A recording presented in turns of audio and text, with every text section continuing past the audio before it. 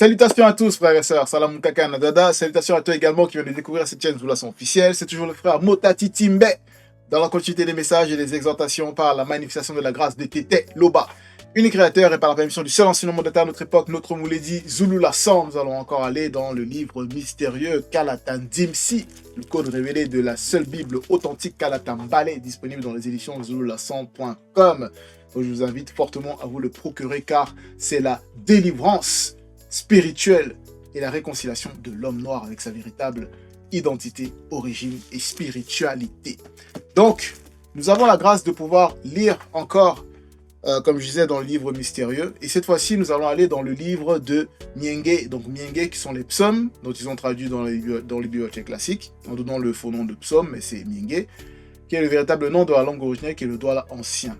Et nous allons parler, donc, nous allons lire dans le livre un puissant patriarche, dont ils ont falsifié également le nom, en lui donnant le faux nom de David dans les bibliothèques classiques, mais son véritable nom c'est Tondor, toujours dans la langue originelle qui est le Douala ancien, qui signifie donc aimer. Et Tondor, il a porté son nom par rapport au verbe de Loba, par rapport à sa marche, par rapport à ce qu'il a manifesté. Il a manifesté un tel zèle avec amour. Et cet amour-là était tellement grand par rapport au verbe. Donc, il aimait réellement le verbe de Loba. Ça pouvait même faire en sorte qu'il puisse sortir de terribles situations par rapport à des attaques qu'il pouvait subir. Parce que voilà, c'était un roi initié en chef, consacré, donc il avait beaucoup de combats. Mais cet amour-là qu'il avait pour le verbe, ça, je dirais, transcendait. Ça le transcendait à chaque fois. Donc, il augmentait à chaque fois de capacité, de niveau spirituel à cause de cet amour-là, Tondo, pour le verbe. Et en cela, il était un terrible, c'est-à-dire un grand chanteur. Et oui, et ça terrifiait le monde occulte, parce que ses chants étaient inspirés par le Mundi, donc l'esprit, donc le Mundi Musangi, le Saint-Esprit. Et dans ces chants, c'est pour ça que le titre de son livre, c'est Chants traditionnels et combats spirituels. Donc ces chants, c'était des mvet. Donc ils vont dire le mvet, mais c'est pas le mvet actuel dont ils parlent dans ceux qui se disent traditionnalistes ou voilà, ou bombok et tout ça, ils vont parler d'une mvet, mais c'est le mvet des initiés. Et dans les chants de Tondor, ces chants, ils transformaient, ils avaient la capacité, ils ont la capacité, la puissance de délivrer, de chasser, d'expulser les mauvais esprits. C'est pour ça que ces chants traditionnels et combats spirituels, parce que derrière le chant, il y a l'entité du chant, et il y a le combat spirituel à travers la vibration du chant, les mots, quand c'est selon la vérité. Et en cela, le titre du chapitre 15, dont nous avons la grâce de pouvoir lire, du verset 1 jusqu'au verset 5, c'est ce que le verbe de Loba demande aux fidèles. Donc, ce que le verbe de Loba demande aux fidèles. Donc, on voit au niveau du titre, ici, ce que Tondor, il écrit, il nous déclare au niveau du titre. C'est très important car ça ouvre déjà la compréhension, la voie, afin de comprendre donc le contenu de ce que notre patriarche Tondor, il veut nous amener à comprendre pour qu'on puisse transcender notre conscience et comprendre réellement ce que le verbe de Loba demande aux fidèles. Et ce n'est pas dit dans le titre ce que, bon, ils vont dire, bon, ceux ils ont trafiqué dans les bibliothèques classiques vont dire, là-bas, bon, eux, ils pensent que Dieu, c'est Dieu qui demande, donc leur Dieu a besoin de demander directement à leurs fidèles. Or, Tété, il n'est pas Dieu, il est au-delà de Dieu, de la notion de Dieu, de divinité. Il est unique créateur qui vit inexplicablement hors de toute réalité. Donc, c'est par la manifestation de sa volonté, et quand la manifestation de sa volonté s'exprime, c'est son verbe qu'on entend. Et le verbe, là, il nous demande de ce qu'il demande aux fidèles, et on va le voir. Au verset 1, Tondor, il dit, psaume écrit par moi, Tondor, point. Ô Loba,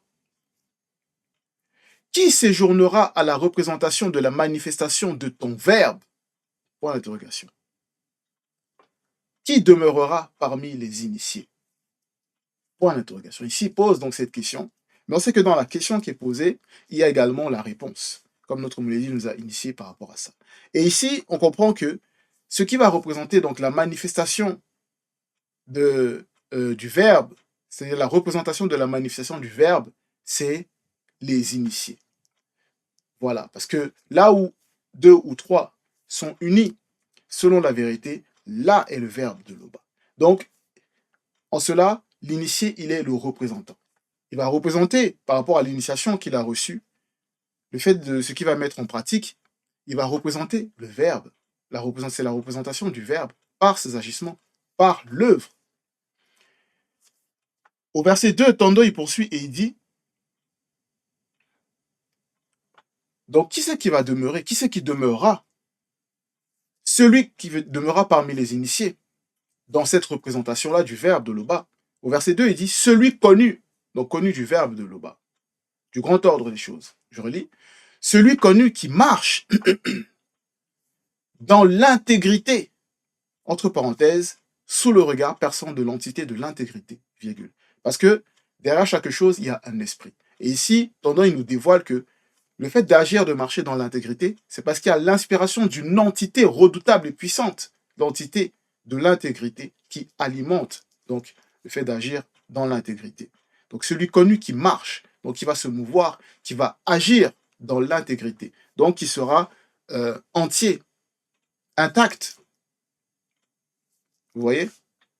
Et même, plus en profondeur également, honnête et dans la probité absolue. Vous voyez?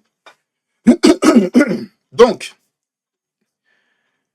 on poursuit au verset où il est dit, Tondo, il dit, qui pratique la justice? Qui pratique la justice? Entre parenthèses, sous le regard perçant de l'entité de justice. Ferme la parenthèse. Donc, il y a également la justice qui accompagne l'intégrité. Parce que l'un ne va pas sans l'autre. Tu ne peux pas être intègre et te dire juste. Tu ne peux pas être juste sans être intègre, selon la vérité. Donc, il y a l'entité également de le regard perçant de l'entité de justice qui va accompagner afin qu'on puisse, dans notre marche, dans cette intégrité, être accompagné de justice. C'est-à-dire ne pas faire du deux poids, deux mesures. Ne pas agir de telle manière avec un frère ou une sœur et avec un autre frère ou une autre sœur, agir d'une autre manière ou, voilà, essayer de cacher les choses ou essayer de, on va dire, de dire des choses, de dire de telle manière des choses et après, par rapport à un frère ou une autre sœur, d'essayer de dire d'une autre manière ou, vous voyez, de, voilà, de mentir, quoi. De ne pas être intègre. Donc, il faut être juste. Il faut manifester la justice. Et qui dit, donc, on voit, toujours au verset 2 ici, Tondo, il précise, et qui dit, un instant, et qui dit la vérité. Mais comment? Et qui dit la vérité selon son esprit par le verbe. Donc, il y a le fait de dire la vérité. Bon, ici, c'est vérité avec V minuscule. Mais néanmoins, et qui dit la vérité, donc qui s'exprime, qui parle selon son esprit, par le verbe. Parce que c'est le verbe de Loba qui alimente donc l'esprit, qui alimente l'esprit, qui nourrit l'esprit. Et l'esprit, c'est le corps diffuseur, le corps spirituel. Et il diffuse cela donc à l'âme, qui est le corps intermédiaire, le corps émotionnel et le désir. Et l'âme va utiliser donc son corps, le corps physique, qui est bon, dans la chute, mais afin que ce corps-là, afin que ce corps-là ne soit pas souillé par la mauvaise conduite d'une âme polluée. Vous voyez? En cela, il y a ces trois étapes qui sont très importantes dans la marche, ce que le verbe de Loba, donc il demande aux fidèles. Le fait de marcher dans l'intégrité, le fait de pratiquer la justice et le fait de dire la vérité. Donc, ces trois étapes-là. De même qu'on sait qu'il y a l'esprit, l'âme et le corps, là, ici, il y a ces trois éléments qui vont former, on va dire, la base, la structure même de comment on doit agir dans la marche, dans la spiritualité. Voilà. Donc, on poursuit au verset 3, ici, Tondo, il dit, toujours il rentre plus en profondeur. Donc, dans cette marche, dans cette pratique, dans le fait de dire la vérité, il dit au verset 3, il ne calomnie point par ses propos, virgule. Donc, par les propos, donc le fait de parler, il n'y aura pas, c'est-à-dire il n'y a pas de calomnie. Il ne doit point y avoir de calomnie. Parce que la calomnie, c'est grave. C'est le fait d'accuser euh, de manière fausse, mensongère, vous voyez, et volontairement, même de dénaturer sciemment, des personnes qui font exprès de dénaturer, de changer le contenu, par exemple, d'un témoignage ou de quelque chose qu'ils ont vu, vont faire des faux témoignages, vous voyez, donc pour toucher quelqu'un ou pour essayer de discréditer quelqu'un, vous voyez, on connaît, il y a beaucoup de personnes comme ça qui, on voit dans les documentaires, des personnes qui sont parties en prison, qui ont eu de terribles choses qui leur sont arrivées à cause de faux témoignages, ou des hommes qui ont été accusés de viol, euh, ils sont restés des années en prison, et par la suite, c'est avéré que ben, c'était des faux témoignages, vous voyez. Et les personnes qui font ces faux témoignages-là, elles vont juste venir là, essayer en pleurant, en disant qu'elles regrettent, mais vous pleurez, vous regrettez quoi? Sur le moment, là, il fallait pas faire ces calomnies, ces fausses accusations. Donc, vous ne pensiez pas. Vous voyez? Donc, ces personnes-là, elles n'agissaient pas selon la vérité. Leurs bouches n'ont pas dit la vérité. Donc, on poursuit au verset 3 où il est dit, il ne fait point de mal à son semblable. Virgule, vous voyez? Il ne fait point de mal à son semblable. À son semblable.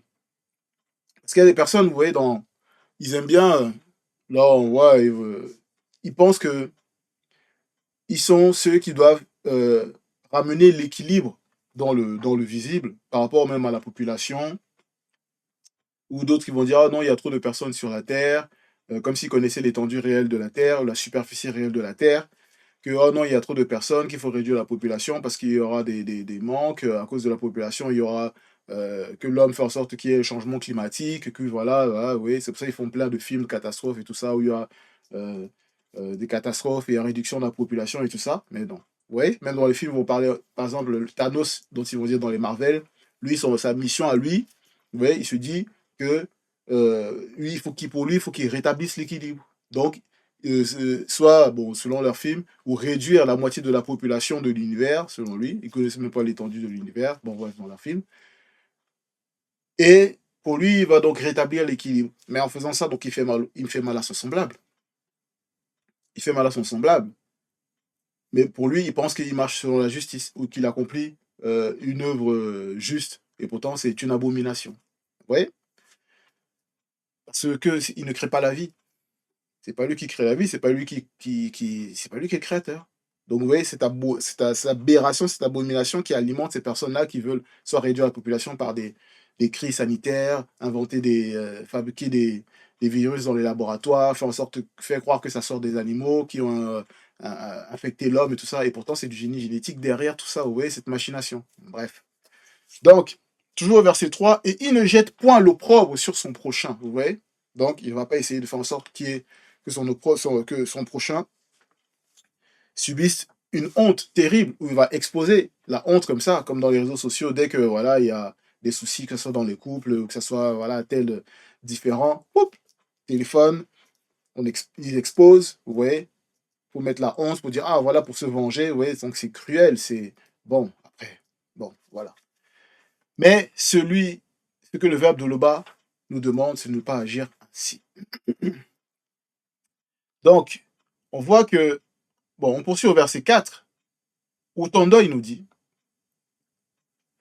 il regarde avec dédain celui qui est méprisable, virgule. Donc, celui qui est méprisable, c'est pas que il va détester la créature, voilà, non.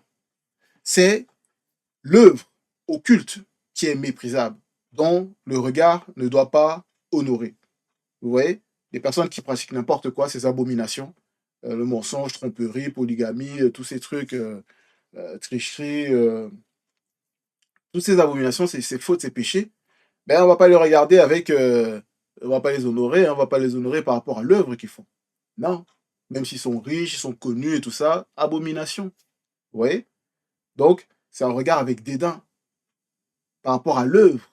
C'est l'œuvre qui mérite ce regard dédain. Vous voyez?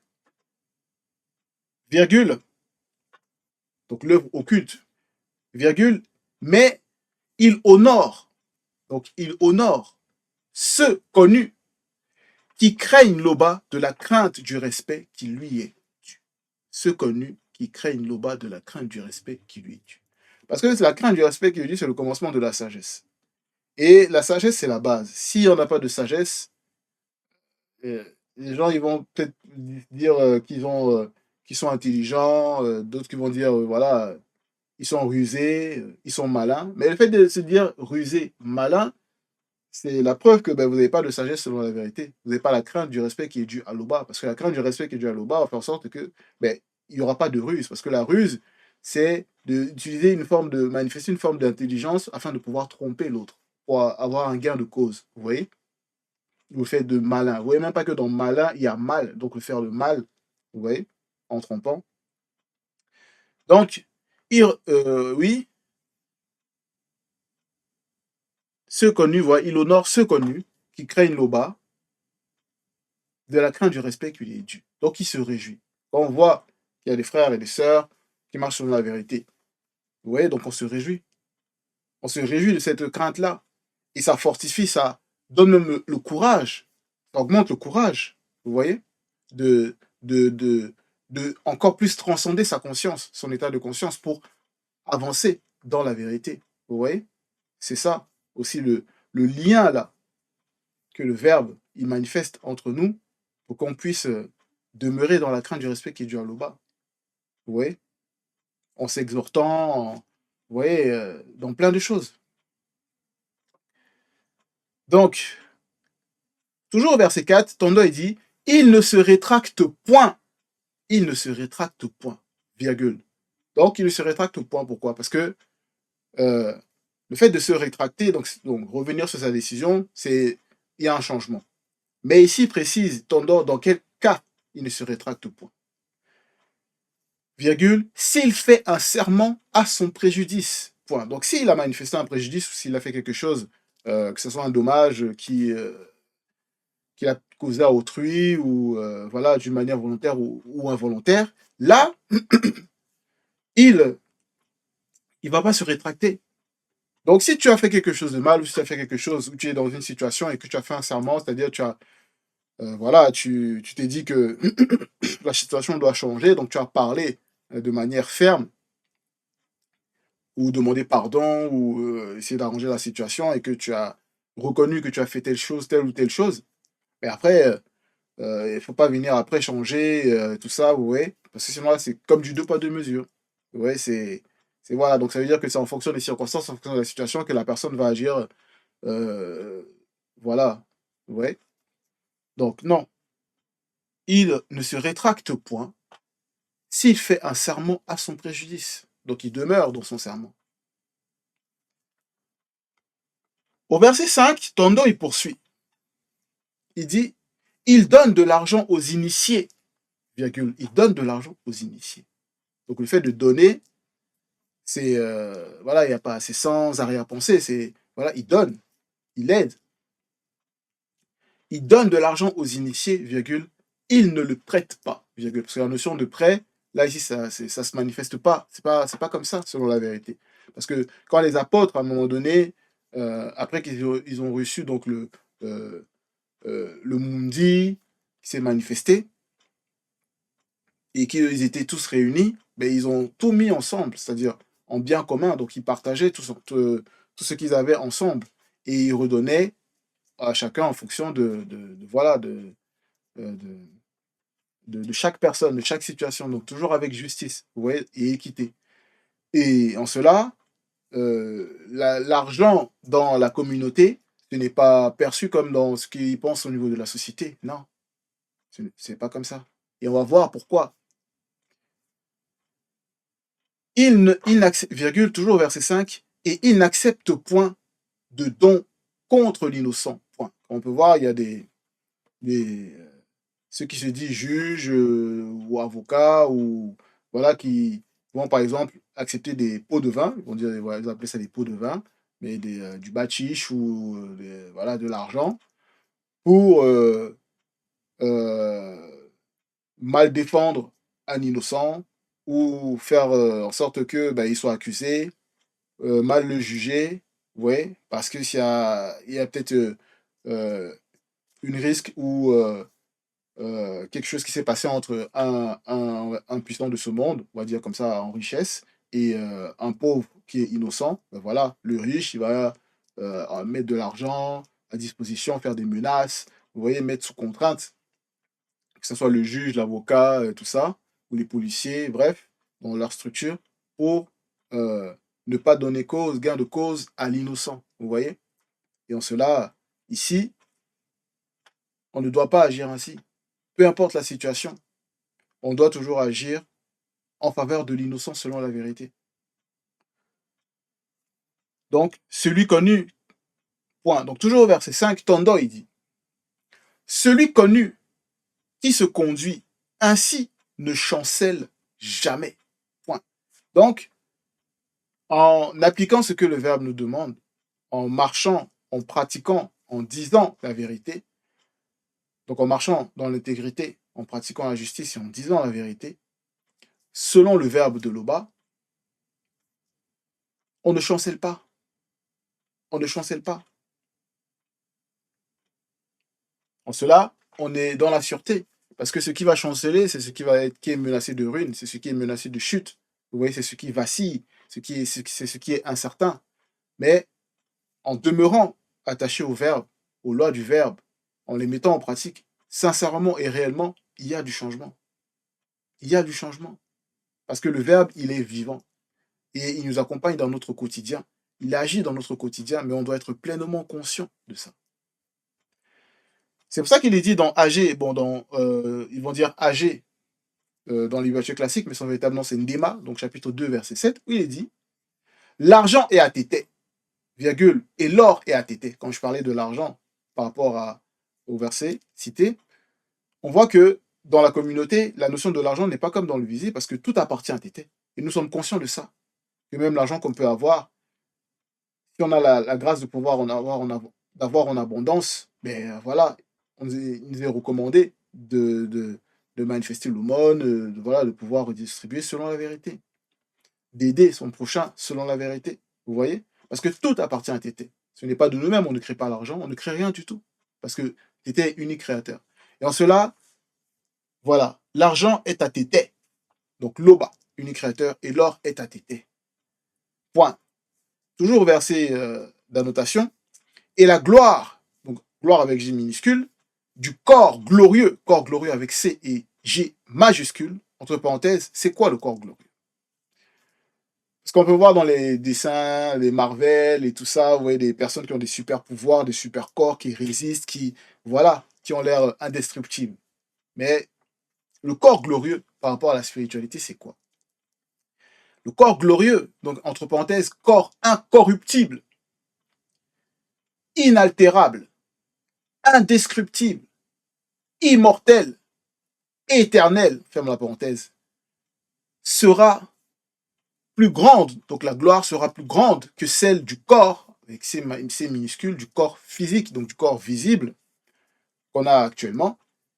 Parce que ce corps visible qu'on a, il est par rapport à la chute. Et ce corps-là, entre parenthèses, ici, Tondo il rentre dans Ndema il rentre dans la précision en disant que c'est un corps corruptible, dégradable et périssable. Ferme la parenthèse, virgule, dit mutatedi. Donc Dema, c'est le Mutopéda qui parle de la part du mutatedi, donc l'entité qui guide et qui intronise les initiés. Donc si c'est mutatedi qui parle et qui dit cela à un Dema afin qu'il nous le révèle. Et Tondo ici, il nous, voilà, par rapport à son chapitre, dans Mienge, il nous révèle cela également. Donc, on voit que la marche qu'on a dans le visible, c'est pour un but. Parce que ce corps qu'on a, il doit être transformé. Ce que le Verbe nous demande, c'est de pouvoir donc marcher afin que ce qui est promis, la promesse de transformation du corps glorieux, se manifeste. Parce que cette gloire-là, ben, c'est une gloire qui ne s'épuise pas. Ce n'est pas la gloire du visible. La gloire du visible, on va dire, par rapport à la réalité, donc ça se termine. Mais la gloire qui émane du grand ordre des choses par rapport au corps glorieux, ce corps puissant, pour pouvoir intégrer la réalité connue, mais ça ne s'épuise pas. Donc, à chaque réalité, son corps. Là, on est dans la réalité du visible, donc certes, on a le corps de la chute, mais on a la grâce de pouvoir donc intégrer une réalité dont on ne peut même pas soupçonner ou imaginer. Vous voyez? La puissance et la gloire. Et on a besoin pour ça, pour entrer dans cette réalité, mais de se revêtir de cette transformation, de cette transcendance par le corps glorieux. Voilà. Donc, c'était le dernier verset par rapport à ce message, cette exhortation. Donc, frères et sœurs, tenons bon, ayons toujours en objectif la marche, la pratique et le fait de parler et dire la vérité. Voilà. C'était Loba, unique créateur, et toujours glorifié. Ainsi soit-il.